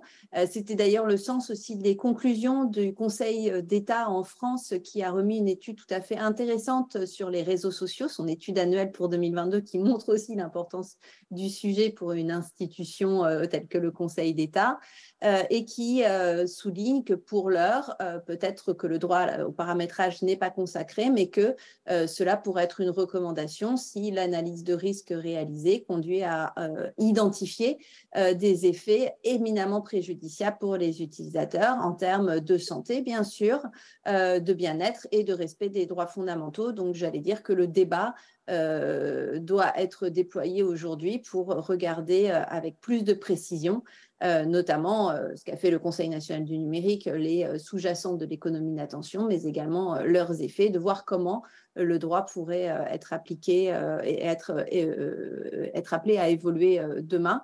Donc des évolutions qui pourraient en partie s'appuyer sur les travaux que nous avons cités. Et donc, c'est pour ça qu'il faut continuer aussi à travailler de concert en interdisciplinaire sur ces enjeux. Et j'insiste sur la nécessité de travailler, de mener des recherches interdisciplinaires en sciences cognitives, en sociologie, en philosophie, en droit, en économie, en marketing, sur ces différents éléments. Merci beaucoup pour cette réponse très riche. Donc j'entends qu'on n'est pas une régulation à 360 degrés, mais on est déjà plus que 180, en tout cas en France ou à l'Union européenne. Je remercie vivement nos deux étudiantes et étudiants pour leurs questions. Et je passe maintenant la parole à toute personne qui aurait une ou des questions dans la salle. Je ne sais pas si je vois... Oui, volontiers, si on peut apporter un micro à madame.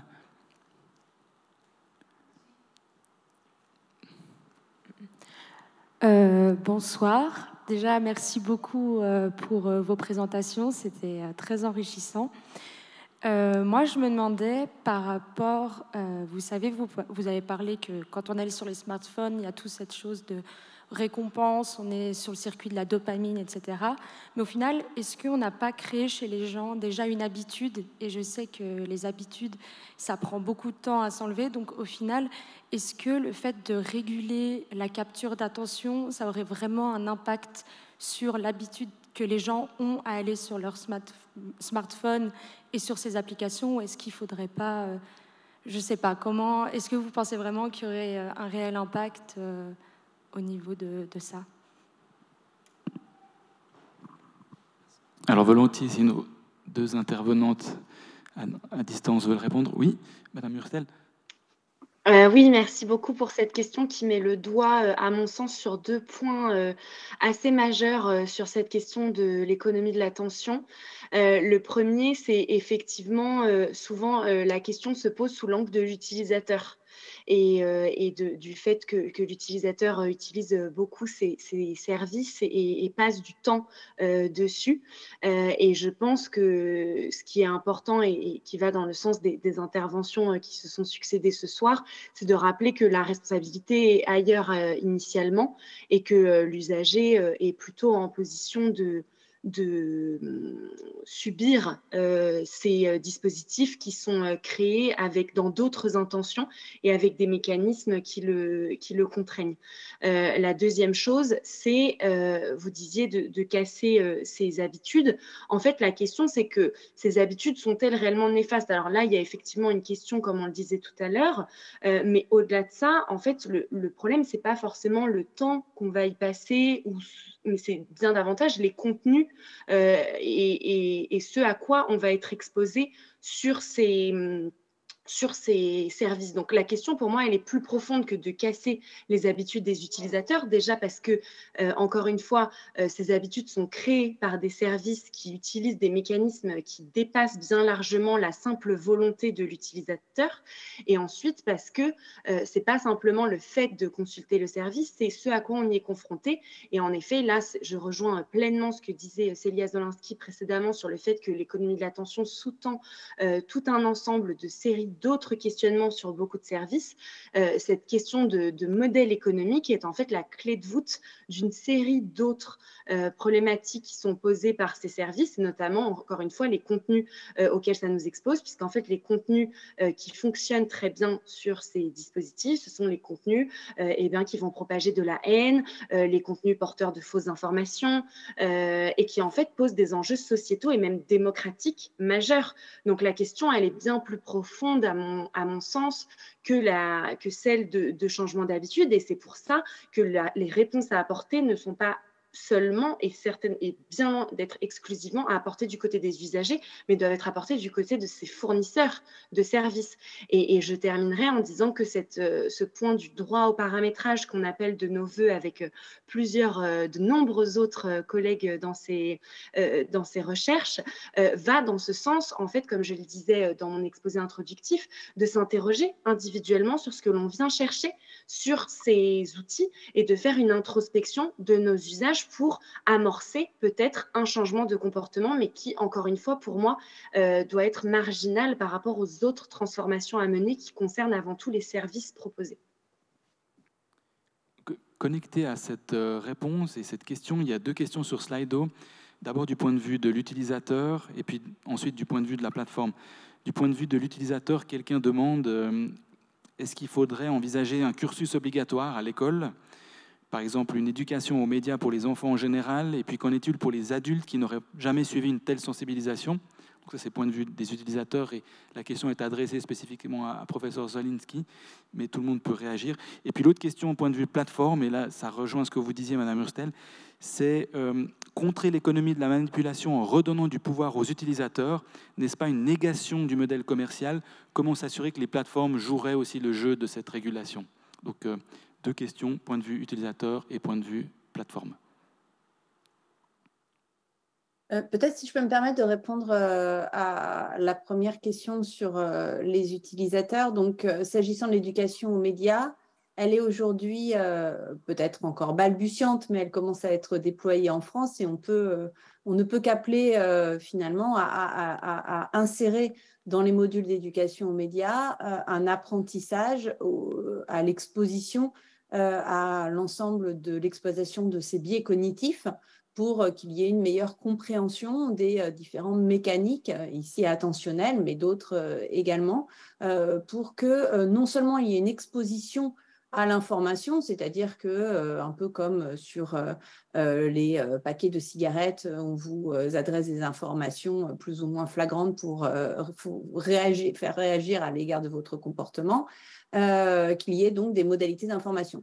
Ce que je disais tout à l'heure, c'est que ces modalités d'information, pour qu'elles soient réellement pertinentes, il faut qu'elles soient mises en action. Autrement dit, que chacun d'entre nous soit en capacité de voir comment finalement une modulation des paramètres d'un algorithme produira effet, comment mon profil, à partir de la collecte des données à caractère personnel, a une incidence sur les contenus qui nous sont recommandés, etc., etc. Et à cet égard, je vous recommande particulièrement les travaux menés en France par la CNIL, s'agissant là de la collecte des cookies, donc avec son outil CookieViz, qui vous explique sous forme de graphe finalement l'ensemble des cookies à poser lors de la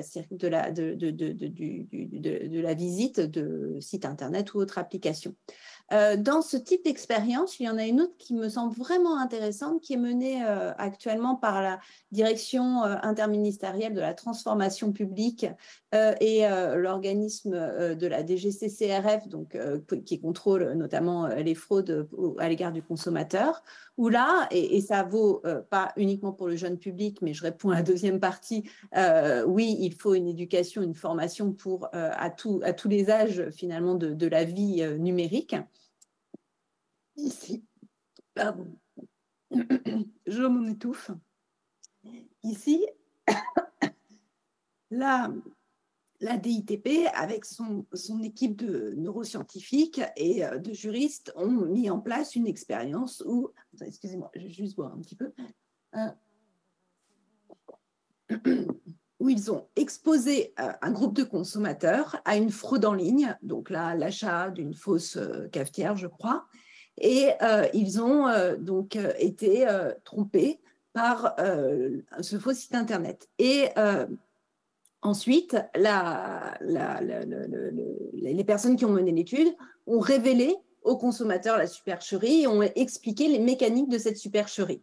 Donc là, les consommateurs ont pris conscience de ce qu'ils avaient été trompés, mais l'expérience ne s'arrête pas là, parce que sinon, ça n'aurait pas été assez probant. Ensuite, le même groupe, différents groupes d'utilisateurs ont été réexposés à une nouvelle fraude pour voir comment ils réagissaient cette fois-ci et s'ils avaient tiré expérience de leur première exposition à la précédente fraude et de voir s'ils avaient compris les mécaniques. Et donc, d'avoir cet effet répétitif, mais que vous mentionniez aussi à d'autres égards tout à l'heure lors du premier exposé, d'avoir un apprentissage progressif et en action de ces différents mécanismes et pas n'avoir que cette information trop importante, trop nombreuse et pas assez pertinente d'un point de vue cognitif à laquelle nous sommes habitués, peut-être même débordés sur les usages numériques. Donc voilà peut-être une expérience à déployer plus largement, d'aller exposer les différents usagers du numérique à un certain nombre de cas pour finalement, un peu comme dans l'avion, on nous apprend les gestes de sécurité en cas de crash, avoir des réflexes qui se déploient ici pour préserver notre contrôle de l'attention ou notre libre arbitre. Merci beaucoup. Et est-ce que peut-être l'un de vous veut réagir du point de vue de la plateforme, comment s'assurer qu'ils seront aussi partie prenante, sachant que c'est contraire à leur mécanisme, à leur modèle économique? Oui, tout à fait.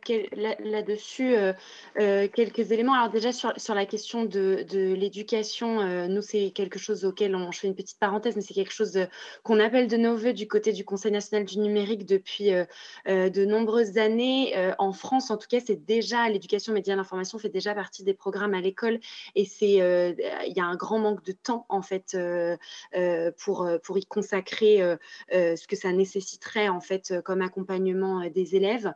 Et donc, ce qui est souvent souligné, c'est que cet enseignement ne doit pas seulement être fait à l'école. Et l'idée, c'est vraiment d'équiper à la fois les enseignants, mais aussi les parents, pour pouvoir mettre ces outils au cœur d'une discussion collective, y compris à la maison, entre amis, avec ses proches, pour parler de ces outils et avoir une formation avec des pairs, en fait, sur ces enjeux. Sur la question du modèle économique, j'en viens donc. Oui, effectivement, tout à fait, c'est une remise en question de ces modèles économiques. Je le disais dans mon introduction, c'est le point central, cette question du modèle économique. C'est d'ailleurs tout à fait ce qui irriguait les révélations de nombreux lanceurs d'alerte, à commencer par les plus récentes de Frances Haugen, sur le fait que les plateformes étaient conscientes, notamment en l'état, la plateforme Meta était consciente des dérives, des risques plutôt qu'elle présentait, mais privilégier plutôt les enjeux économiques sur ceux du bien-être des utilisateurs. Donc effectivement, c'est cette question qui est au cœur de ces enjeux. Néanmoins, on voit aujourd'hui, avec dans l'actualité notamment les sujets de licenciements massifs qui ont lieu dans ces structures. Il y a aussi un chercheur canadien qui s'appelle Cory Doctorow, qui a travaillé beaucoup sur un phénomène qu'il appelle, alors c'est pas un très joli mot, mais qui s'appelle l'enchitification. Alors je traduirai pas, mais vous aurez l'idée de ces réseaux sociaux, qui est en fait de dire initialement, pour faire venir du monde sur la plateforme, on a personnalisé l'expérience utilisateur au maximum par la captation de données, et puis en fait au fur et à mesure, cette personnalisation à outrance et cette publicité à outrance dans cette logique de profit vient finalement nuire à l'expérience utilisateur qu'elle était initialement censée favoriser. Et finalement, les réseaux sociaux et plus largement les opérateurs de plateformes numériques scient la branche sur laquelle ils sont assis. Donc en fait, pour résumer, j'aurais tendance à dire que le modèle économique de ces acteurs est d'ores et déjà interrogé.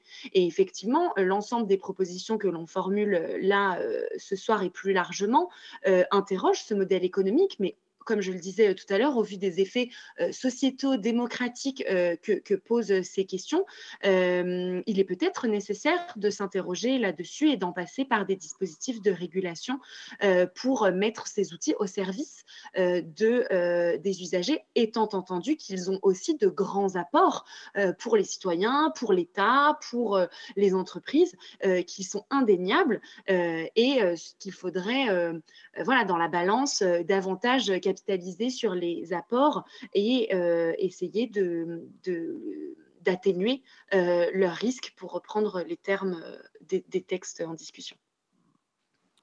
Merci beaucoup. On peut peut-être reprendre des questions dans la salle. Est-ce qu'il y aurait des questions? Je vois ici, si on peut amener un micro à monsieur. Merci. Bonsoir, professeur Zolinski, madame Hurstel et monsieur Burat. Merci infiniment pour ces présentations que j'ai trouvées éclairantes et pleines d'optimisme. Et je me présente, je m'appelle Dino Vazovic, je suis doctorant à l'Université de Genève et mon sujet porte exactement sur la thématique.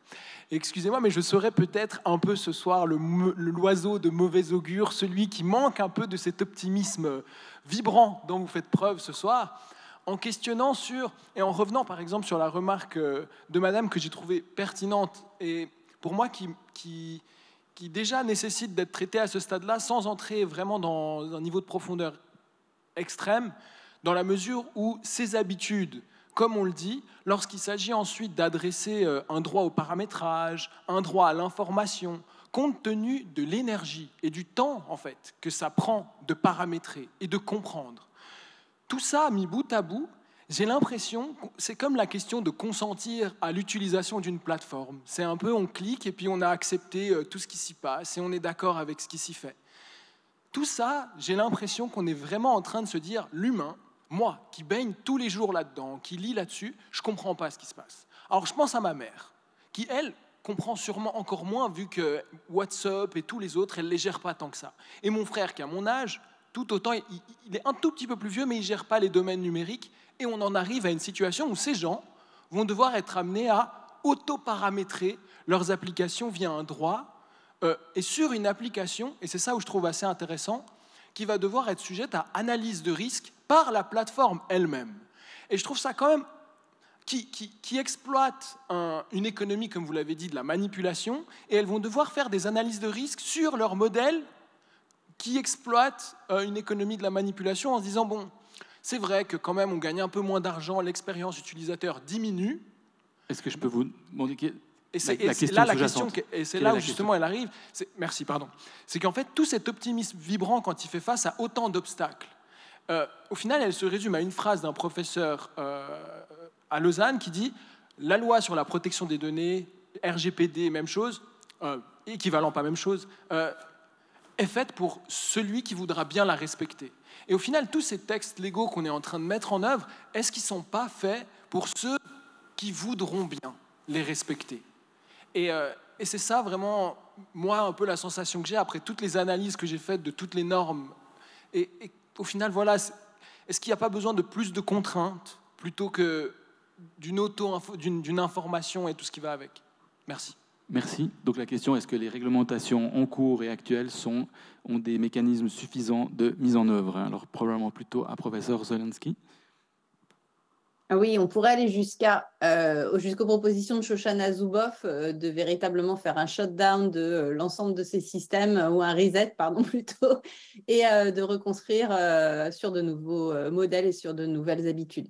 En ce qui me concerne, l'approche que j'ai souhaité adopter est peut-être pragmatique, peut-être plus qu'optimiste, même si je peux bien qu'on me qualifie de la sorte. Réaliste pour le moins, c'est-à-dire de considérer que cela va prendre certainement du temps, au même titre que la mise en œuvre du RGPD, ce mouvement de responsabilisation prend du temps. Songez à toutes les mesures de protection de l'environnement, de tri des déchets et de l'éducation que ça a dû apprendre afin que nous prenions conscience des impacts et de la nécessité d'agir, même si, encore une fois, je rejoins à chaque fois l'élément fondamental, c'est-à-dire qu'il ne faut pas surresponsabiliser l'utilisateur et que c'est une action sur deux jambes qu'il faut mener, côté responsabilisation des opérateurs et mise en pouvoir d'agir des utilisateurs, ça c'est fondamental. Donc voilà, par cette approche, si on se fonde sur cette approche réaliste, les mesures que l'on peut prôner, et là on peut se réjouir que dans un sens les réformes actuelles progressent. On peut déplorer qu'elles progressent trop prudemment, timidement, et qu'elles ne vont pas jusqu'à remettre en cause ces modèles d'affaires. Mais on peut espérer que finalement la pression collective des utilisateurs puisse jouer sur l'évolution de ces modèles. Alors on a beaucoup travaillé lorsque j'étais membre, je ne suis plus maintenant, du Conseil national du numérique à l'époque, sur la loyauté des plateformes, sur le levier réputationnel. On a bien vu que les effets de levier réputationnel étaient somme toute assez restreints. On n'a pas tous fermé nos comptes Twitter ou WhatsApp à l'issue des évolutions de ces différents services. Mais c'est un ensemble de mesures qu'il faut établir afin de pouvoir avoir le choix, et on songe là à l'interopérabilité, à la portabilité des données, même si pour le moment ce n'est pas très efficient. Donc je fais partie de ceux qui essayent tout de même d'avancer à petits pas et de ne pas baisser les bras en considérant que tout cela n'a aucune utilité, ou à prôner cet effet reset qui est plébiscité par Shoshana Zuboff, puisque ça me semble assez peu d'actualité. D'un autre côté, peut-être qu'il faut aller plus loin en effet et imposer des mesures plus contraignantes aux plateformes, et ça sera peut-être justement l'étape d'après le DSA, une fois que l'ensemble de ces premières mesures auront révéler les problématiques, documenter un certain nombre d'effets qui pour le moment sont ressentis mais peut-être pas suffisamment documentés pour que le législateur intervienne plus avant. Et une fois cela acquis, le temps sera peut-être nécessaire si les plateformes n'ont pas évolué, ce qu'on peut imaginer compte tenu de leur intérêt économique, à aller plus loin dans leurs obligations vers un certain nombre d'interdictions. Et c'est là que toute la recherche autour des interfaces trompeuses va être finalement un premier test de voir si on est mieux à même justement d'identifier ces pratiques délétères à la lisière du marketing et de la publicité et de pratiques aux effets cognitifs extrêmement dommageables pour les utilisateurs. Donc à nous de développer ces outils de mesure, tant sur le plan sanitaire que sur le plan réglementaire. Merci beaucoup. Et j'ajouterais juste le soupçon d'optimisme s'agissant de la conformité avec des réglementations comme le RGPD. Sauf erreur, avant 2018, avant qu'il entre en vigueur, je crois qu'il y avait un tiers des entreprises qui se disaient prêtes à s'y conformer. Maintenant, je crois que c'est 2 tiers qui sont prêtes ou qui disent s'y conformer. Et c'est probablement grâce aux sanctions et aux amendes importantes qui tombent chaque jour. Je me permets juste de mentionner aussi, quelqu'un demande si la Suisse demeurera simplement tributaire de l'effet Bruxelles, puisque c'est moi qui l'ai évoqué, je voulais juste indiquer que l'effet de Bruxelles, il est pluriel parce que d'une part, la Suisse, les usagers suisses bénéficient indirectement du rehaussement de la protection via les plateformes en Europe. Et puis, d'autres titres aussi, ça induit ensuite le législateur suisse à faire des projets. Et oui, il existe des projets. Le Conseil fédéral a dit encore il y a un mois qu'il il va maintenant s'atteler à réguler les réseaux sociaux. Donc, ça a plusieurs effets que j'évoquais dans le Bruxelles Effect. Donc la Suisse est aussi un peu proactive aussi. Alors, question maintenant juste à Dr Burin. Il existe plusieurs questions sur Slido qui demandent concrètement des biais cognitifs. Je pense qu'on a besoin d'exemplifier et de mieux se rendre compte. On nous demande quels sont les outils, ou plutôt d'abord, si on peut nous donner des exemples de biais cognitifs sur les réseaux sociaux, et ensuite, quels sont les outils qui nous permettent de lutter contre ces stratégies de captation de l'attention. Alors, premièrement, les biais cognitifs sont basés, comme vous savez, sur des croyances qui sont basées soit sur des expériences, soit des construits un peu sociaux. Ça peut être, j'imagine, une certaine contenu orienté, un certain niveau politique, au niveau de nos croyances. Donc tout ça, c'est des choses qui existent. Maintenant, la manière dont on peut lutter contre ça, c'est, comme j'essayais de l'expliquer déjà dans ma présentation, c'est que globalement, on a quand même une capacité de suppression de ces informations. Il faut ici se rappeler qu'on a cette capacité, qu'on a une certaine volonté dans la manière de traiter l'information. Et une fois qu'on applique et qu'on essaie d'entraîner cette capacité à réduire la distraction et la captation de l'attention, capture de l'attention, à ce moment-là, on réussit à réduire cette fameuse suppression, cette fameuse capture. Et ça marche principalement par des, comme on l'a dit, par des d'apprentissage, un peu de la, comme il a été évoqué,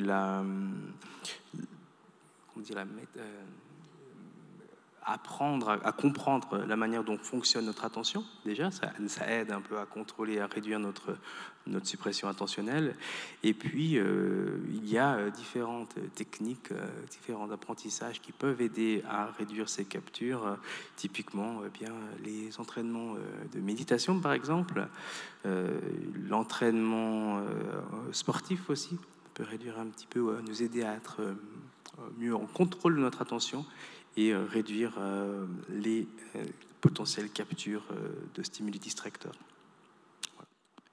Et connecté à cette question, quelqu'un se demande sur Slido comment les experts en neurosciences travaillent concrètement avec les plateformes et comment peuvent-ils concevoir des différents outils numériques afin de mieux capter notre attention. Enfin, est-ce que vous connaissez des projets et est-ce que les neuroscientifiques travaillent main dans la main ou en tout cas sont force de proposition? Alors, comme d'habitude, c'est la grande question entre recherche fondamentale et recherche appliquée. En recherche fondamentale, on va essayer de comprendre les mécanismes de l'attention dans les détails. Dans la recherche appliquée, on va plutôt s'intéresser aux questions que vous évoquez aujourd'hui. Et en tout cas, de ma connaissance, il y a certaines recherches dans la sphère lémanique qui s'intéressent à ces questions, mais pas de manière aussi spécifique qui a été évoquée par une des intervenantes sur un travail. C'était vous, un professeur Zelinsky, oui, vous parliez d'études qui mêlaient neurosciences et puis droit ou oui, l'expérience de la direction interministérielle de la transformation publique, vous pouvez trouver en ligne les résultats de l'enquête menée par l'ensemble de leur équipe. Donc voilà, mais ça, effectivement, c'est des travaux qui, à mon avis, ont nécessité d'être menés, et comme je l'ai dit, surtout de manière vraiment pluridisciplinaire. C'est vraiment important. Merci beaucoup. Donc, avec vos travaux en France, vous avez l'air en tout cas d'être assez avancé et c'est encourageant. Peut-être encore une ou deux questions dans la salle. Je vois une main ici, volontiers.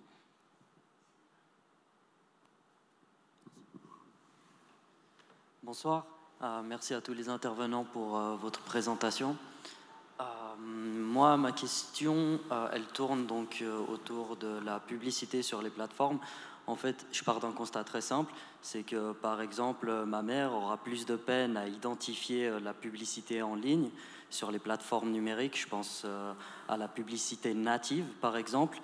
Et ce que je voudrais savoir, c'est, vu que le modèle économique de ces plateformes repose quand même en grande partie sur la publicité, et du coup, cette question s'adresse à vous, professeur Burat.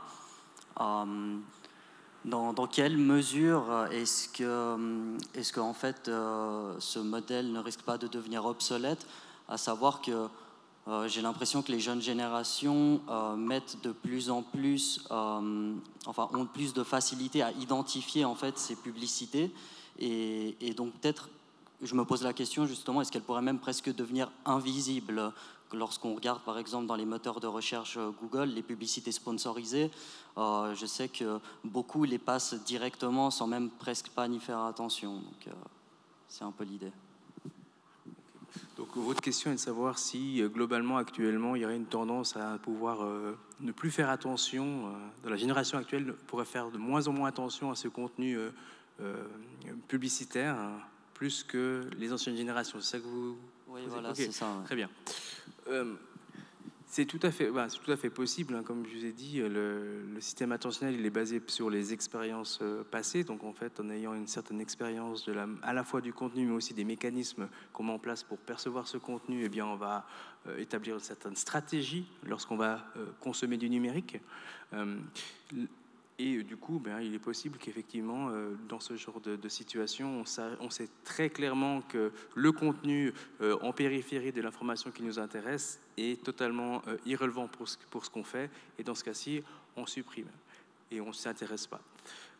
Ça ne veut pas forcément dire qu'il n'y a pas d'impact quand même de la publicité lorsqu'elle est perçue, je dirais, en périphérie. Il y a une grande question sur ces questions de suppression de l'attention, c'est est-ce que lorsqu'on supprime une information, est-ce qu'on y porte quand même attention pour, du coup, la supprimer. Et des travaux, en tout cas de mes collègues aux États-Unis, semblent démontrer que d'une certaine manière, oui, on doit quand même un tout petit peu porter attention sur un objet distracteur pour ensuite pouvoir éviter d'être totalement attiré par cet objet. C'est un peu contre-intuitif, mais au niveau cognitif, c'est comme ça que ça fonctionnerait.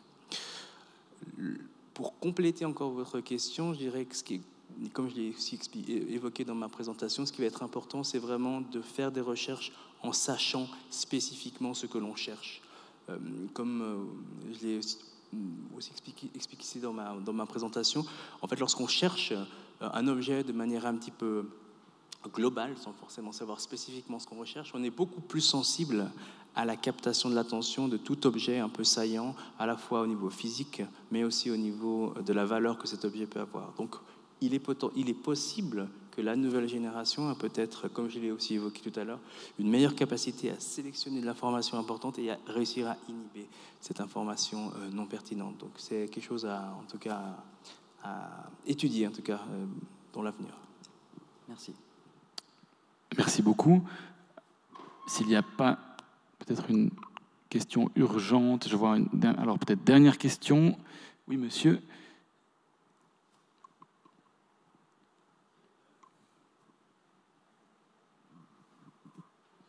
Bonjour, merci beaucoup pour vos présentations. Alors, moi, je fais partie des pessimistes, comme monsieur là en bas. Je pense qu'on a droit à un véritable raz-de-marée, là, et que, quelle que soit la nouvelle génération, on n'arrivera jamais à gérer tout ce qui est en train de nous arriver, parce que ce à quoi vous cherchez à faire face maintenant a probablement une guerre de retard par rapport à ce qui est en train d'émerger là maintenant. Pour l'attention dont vous parliez et le système commercial qu'on voit sur Internet et autres, je vais peut-être faire un parallèle avec la télévision. Donc, je suis de l'époque où j'ai connu la télévision à peu près sans publicité, en noir et blanc d'ailleurs, et puis je regarde ce à quoi on est arrivé aujourd'hui avec la télévision, et j'imagine à quoi on arrivera avec les réseaux sociaux dans 40 ans. C'est pas du tout optimiste à mon avis. Et ce sera à la puissance 1000 avec l'intelligence artificielle. Je pense qu'effectivement on perdra une grande partie des repères de ce qu'est le réel, de ce qui n'est pas le réel. Lorsqu'on se promène déjà en rue, en gare, on est littéralement bombardé de publicités, d'informations. Je vois vraiment pas comment on pourra échapper à une espèce... Bon, le mot endoctrinement est peut-être un peu fort, mais il y a quelque chose de cet ordre-là, basé sur les sciences cognitives, d'ailleurs. Est-ce que je peux vous demander quelle est la question, monsieur? Il n'y a pas véritablement de question, si ce n'est peut-être, pour moi, le constat que c'est une impasse. On ne pourra pas y échapper. C'est vraiment un cercle vicieux. Et c'est alimenté par... le savoir, par la connaissance, par les recherches en sciences cognitives, et on ne pourra pas tous devenir des spécialistes de sciences cognitives pour repérer les biais cognitifs et autres. On ne pourra pas. Donc sur cette réaction un petit peu plus effectivement nuancée ou pessimiste, est-ce que ça appelle à des réactions de la part de nos experts, expertes? C'est pas une contrainte, c'est pas obligatoire. Hein. Moi, je voulais peut-être saisir cette interpellation pour évoquer la nécessité de s'interroger sur les déploiements. Alors peut-être que pour les réseaux sociaux, on peut rester sur des questions, des approches pessimistes ou des tentatives, mais peut-être que pour le coup d'après, si je puis dire, c'est-à-dire les nouveaux déploiements, notamment les agents conversationnels avec lesquels on va être appelé à interagir de plus en plus fréquemment. Je ne veux pas juste parler ici de ChatGPT, mais de l'ensemble de ces nouvelles interfaces humain-machine par lesquelles nous allons avoir accès à des contenus ou services par la voix, du fait du caractère extrêmement fluide de ces interactions notamment, et par des mécanismes d'analyse à plus grande échelle encore de nos données. Le temps est peut-être là déjà là pour qu'on réfléchisse à encadrer ces différents systèmes et ces interactions humain-machine. Et notamment s'agissant des agents conversationnels, j'ai eu le plaisir de diriger un rapport pour le Conseil supérieur de la propriété littéraire et artistique où on expliquait justement de l'importance de consacrer ces nouvelles mécaniques de paramétrage, puisque là, lorsque vous interagissez avec un agent conversationnel, vous n'aurez qu'une réponse, c'est le mécanisme de la réponse unique. Donc, il sera très important pour que l'utilisateur ait toute la capacité d'aller préparamétrer l'interface et d'aller le reparamétrer au fur et à mesure de ces interactions qui vont s'adapter à sa personne. Donc voilà, peut-être ce que je voulais dire, alors peut-être parce que c'est mon côté optimiste, je vais le conserver, de se dire que pour les nouveaux déploiements, qu'il s'agisse des agents conversationnels et plus encore demain des univers immersifs comme potentiellement les métaverses, où là, il faut, fort de ces expériences que nous avons eues, de ce retour d'expérience peut-être malheureux que nous avons eu avec une partie des interactions sur les réseaux sociaux, tirer profit de cela pour encadrer ces nouveaux usages et outils numériques de demain. Donc voilà, peut-être pour ne pas renoncer complètement et conserver finalement des moyens d'action pour nos futures interactions humain-machine. Merci beaucoup. Je vois qu'on a déjà excédé de 3-4 minutes le temps. C'était important aussi d'évoquer ces visions un peu plus nuancées grâce à des personnes dans la salle. Important aussi, comme vous le disiez, d'avoir un coup déjà pensé au coup d'après avec les agents conversationnels. J'ai évoqué tout à l'heure la renaissance du droit, comme disait Paul Nemitz, vous avez parlé de l'effervescence du droit. Peut-être ça, c'est le soupçon d'optimisme. On a maintenant un régulateur qui est plus proactif, et puis, semble-t-il, ça peut marcher dans certains cas avec des amendes et des mécanismes de mise en œuvre. Je me dois de conclure, donc sujet passionnant. Je pense que vous, comme moi, on aurait pu continuer des heures à évoquer différents mécanismes, différents biais et comment lutter, mais on a déjà dépassé le temps. Donc je voulais simplement, pour conclure, vous indiquer que toutes les conférences peuvent être revisionnées sur la page de nos conférences. Donc cette conférence achève notre 3e cycle de conférences pour lequel on a eu beaucoup de plaisir avec l'équipe à l'organiser. Nous vous donnons rendez-vous dès la rentrée prochaine pour notre 4e cycle de conférences dont les thèmes sont déjà agendés et sont prometteurs avec des débats passionnants. Le 29 novembre avec le sujet sexualité et numérique, et puis le 20 mars avec l'école du futur où là on reparlera de ces besoins de former les enfants avec la littératie numérique. Donc je vous donne rendez-vous aux conférences. Je voulais en tout cas vous remercier vivement d'avoir participé ce soir, que vous soyez en ligne ou dans la salle. Je vous donne aussi un autre rendez-vous pour celles et ceux qui sont intéressés à nos Digital Clinics, les cliniques du numérique. Ce sont les projets des étudiants avec 2 représentants dans la salle qui ont posé des questions, qui vont présenter leur projet la semaine prochaine ici même, donc jeudi prochain. Vous êtes bienvenus et ce sera suivi d'un apéritif. Vous êtes aussi bienvenus. Pour terminer également, et très important, je voulais remercier vivement toute l'équipe audiovisuelle, l'équipe du Bureau de la transformation numérique au rectorat, Seth Touizabé, Muriel Solimando et Raphaël Tézé dans la salle, pour avoir permis ce 4e cycle de conférence, ce 3e cycle, pardon. Merci également, et encore une fois, pour vous toutes et tous d'avoir participé, et on se réjouit de poursuivre ces débats importants dès le prochain cycle, et bonne ascension et bonne soirée.